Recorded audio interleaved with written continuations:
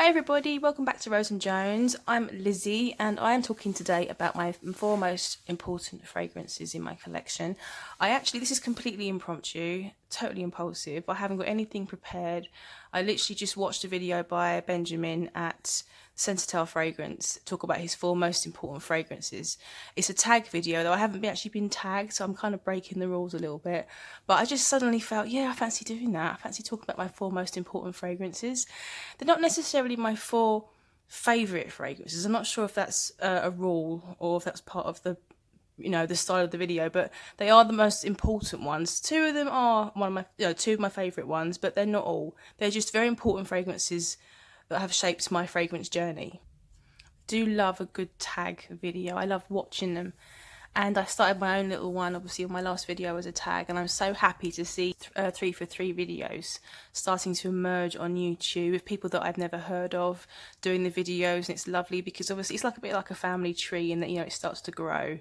And this 3 for 3 tag's really starting to grow, and it's lovely because I'm seeing new people that I've not heard of, and I can subscribe to them, get to know them, hear about their ideas and what they love. It's just a lovely thing to do when you get involved with the tag video.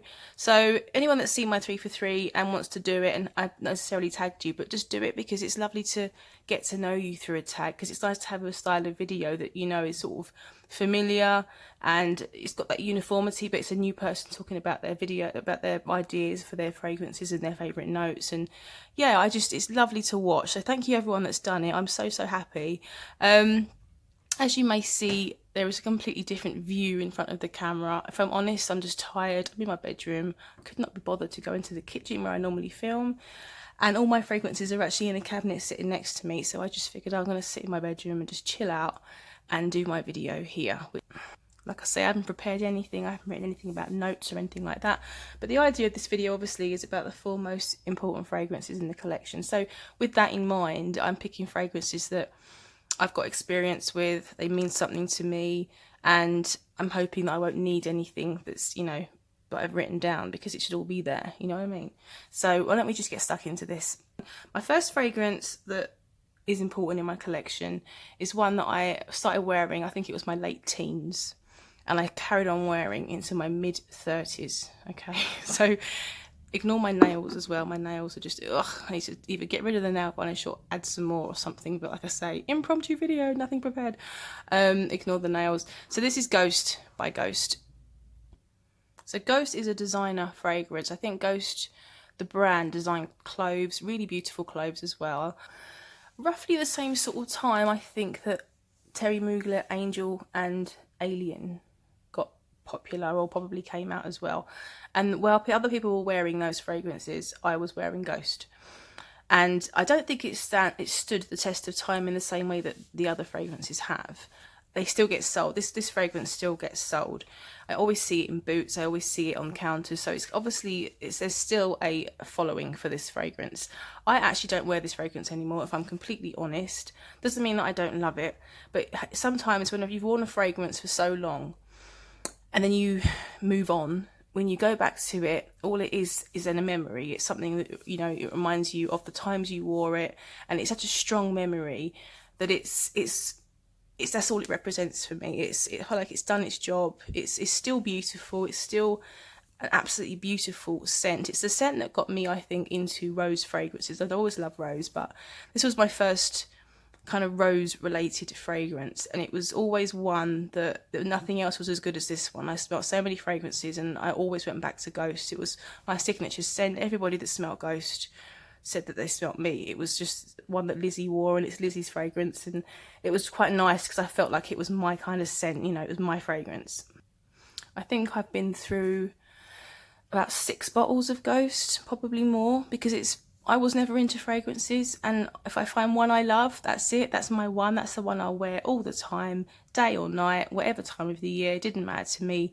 That's one fragrance, one signature. That's how it works. That's how I, before I was into this kind of thing. So this was my one, and I wore it for all that time.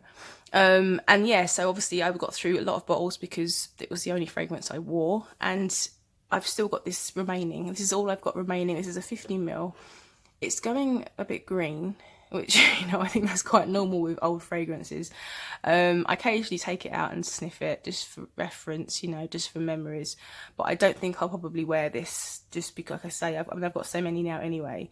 But it's nice to have it to remind me of, you know, my first favourite fragrance and just representing such a long period of my life.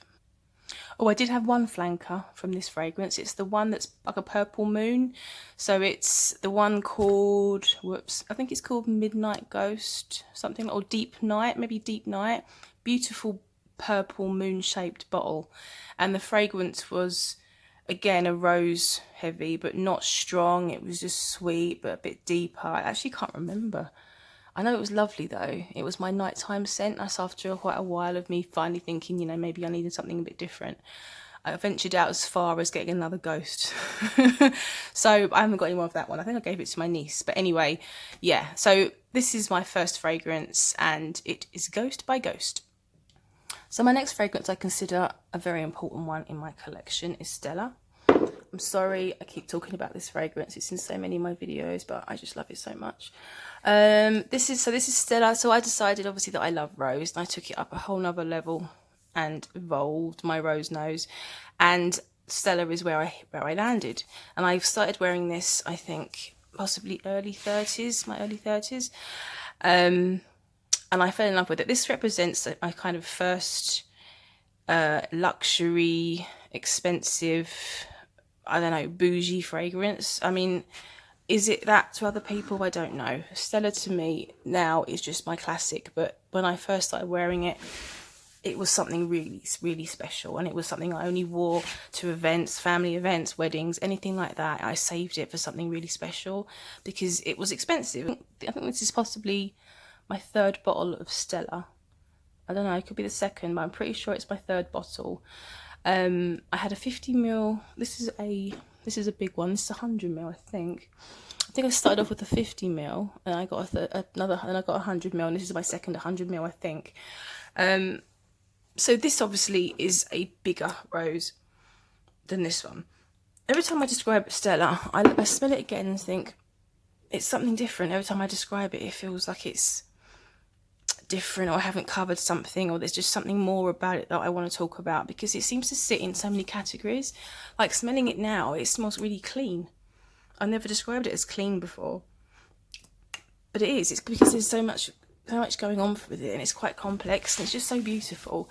It's a lovely big rose that's classy, clean, earthy, dressy, classy, all these things. I just love this fragrance. I really, really do. I think whether you're used to light scents or heavy scents, this is a very agreeable rose. It's a really beautiful rose, and I think it would just suit absolutely anybody. And I don't think if you don't like rose, I think it's still a beautiful fragrance, because it's not like dense rose in your face. It's something sort of translucent in the rose. And I think there's some citruses in here, and I think there's raspberry and peony. It's a beautiful, beautiful fragrance. So I'll always have a soft spot and a special place for Stella. So that's Stella McCartney. That's the Eau de Parfum Stella McCartney. Okay, so third up we have, this is only, now I started my fragrance journey only at the beginning of last year.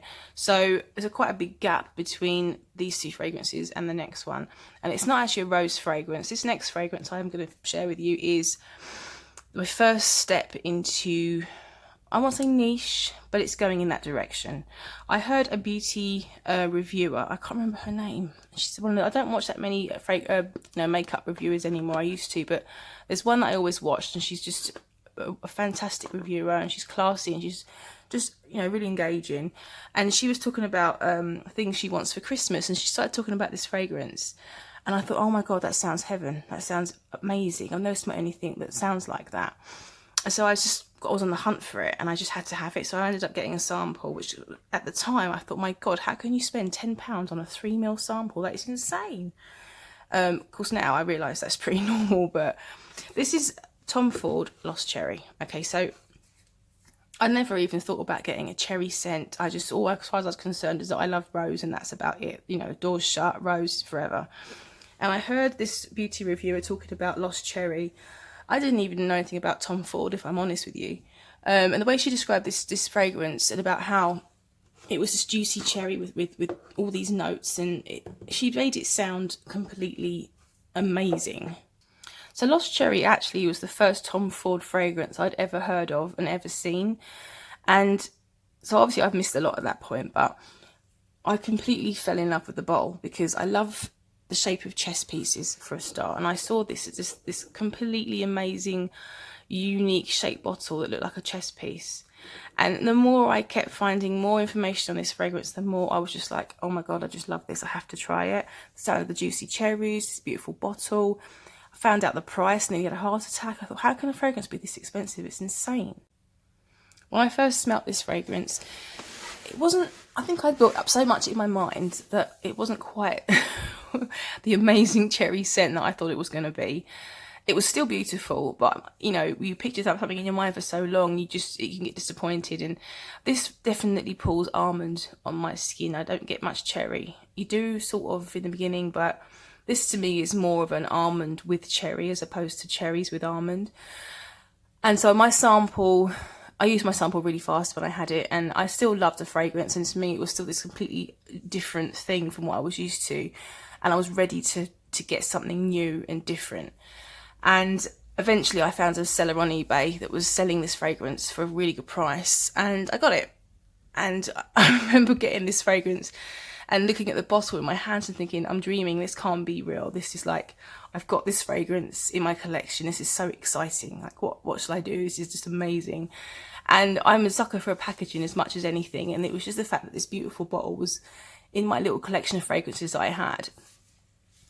And it made my other fragrances look shabby in comparison. So yeah, that's where my slippery slope started in terms of looking at fragrance reviews, learning about new fragrances, just finding all these amazing YouTubers, reviewers on YouTube.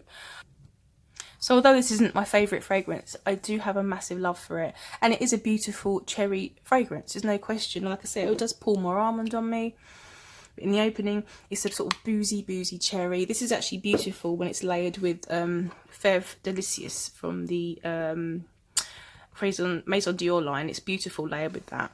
But this is my Christmas scent as well. It's lovely around the Christmas time, festive time, because it's juicy, it's cherry, it's boozy, it's all those things, you know. So, I mean, I do really love this fragrance. I really do. And it's, like I say, it's got this special place in my collection, and it represents the start of my journey.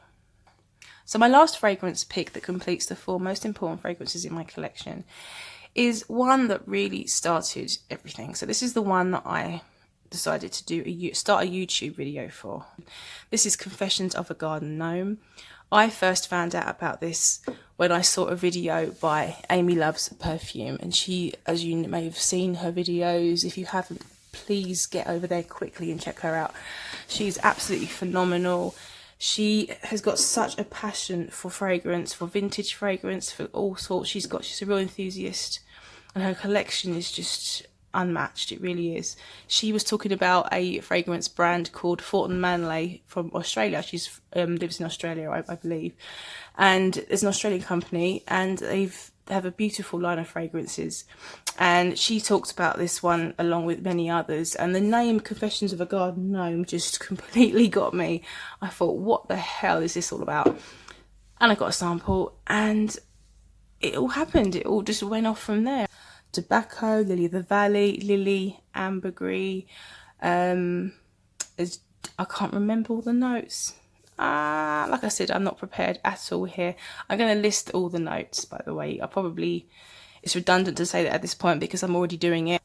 I just couldn't get enough of this scent. Like, it wasn't straightforward. It wasn't like, oh, there's that note, bang, that's your lot. That's the final part, that's the start, that's the middle, that's the end. This one just kept changing and developing. I never experienced a fragrance before that ever did that. And it was just this little whisper of each note that would sort of come up and then go back again, and then it would just be on every turn a bit more magic, you know. And it's very transportive, this fragrance. And I love it when it rains in the spring or summer, and you've got the green and everything comes alive when it's been raining. And this fragrance really depicts that. It really transports me into this scene that I absolutely love. And along with the tobacco notes and ambergris and all these other things that kind of make it even more mysterious. And inviting somehow. And that's why I started my YouTube channel, so that I could just share this most beautiful experience with everybody and find out if anybody else had the same experience as me and just be part of everything, you know. So what this fragrance did for me was take what was a new interest and enjoyment into a very expensive hobby. And that is that. I'm going to leave you there. Thank you so much for joining me and tuning in. I hope you enjoyed listening to my picks. I've got fireworks starting all over the place outside, and I have no idea what. Well, actually, it's Brexit today, isn't it? It's the official Brexit day, so I guess there's some happy people out there. Just let them get on with it. Oh, here we go. There's another one. Yep. Looks like it's a party in Surrey for Brexit. So that is all. Over and out. See you on the next one.